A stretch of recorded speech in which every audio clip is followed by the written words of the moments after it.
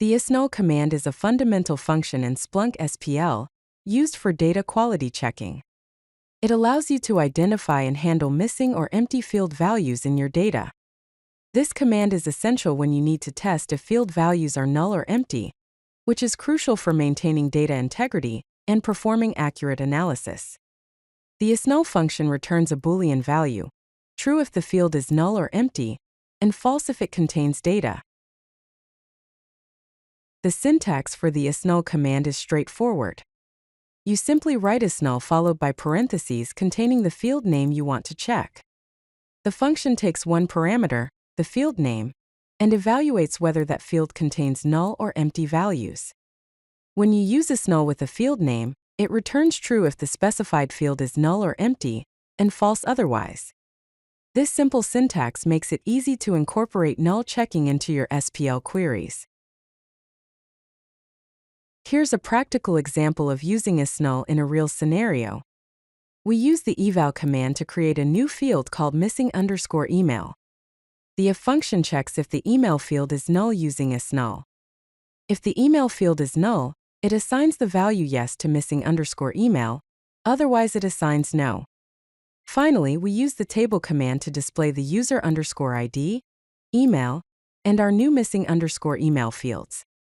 This approach helps identify which records have missing email addresses for data quality analysis.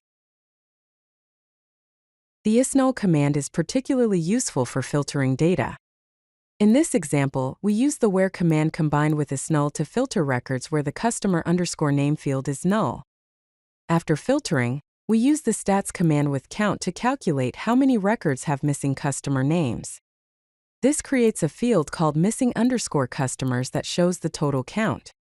This pattern is very common when you want to quantify data quality issues or find incomplete records in your dataset. Sometimes you want the opposite to find records where fields are not null. You can use the not operator before isnull to achieve this. In this example, we filter for records where product_ID is not null, meaning we only want records that have valid product IDs. Then we use stats count by product_ID to count occurrences of each product. This pattern is useful when you want to exclude incomplete records and focus only on data with all required fields populated. For comprehensive data quality assessment, you can combine multiple isnull checks. This example creates a null_count field that sums up missing values across multiple fields. We check if email, phone, and address fields are null, assigning 1 for each null field and 0 for populated fields. The plus operators add these values together. Finally, we calculate the average number of missing fields per record using stats average. This gives you a metric showing the average missing fields across your entire dataset, providing valuable insight into overall data completeness. If you like this video, hit that like button and don't forget to subscribe. Visit CodeLucky.com for more such useful content.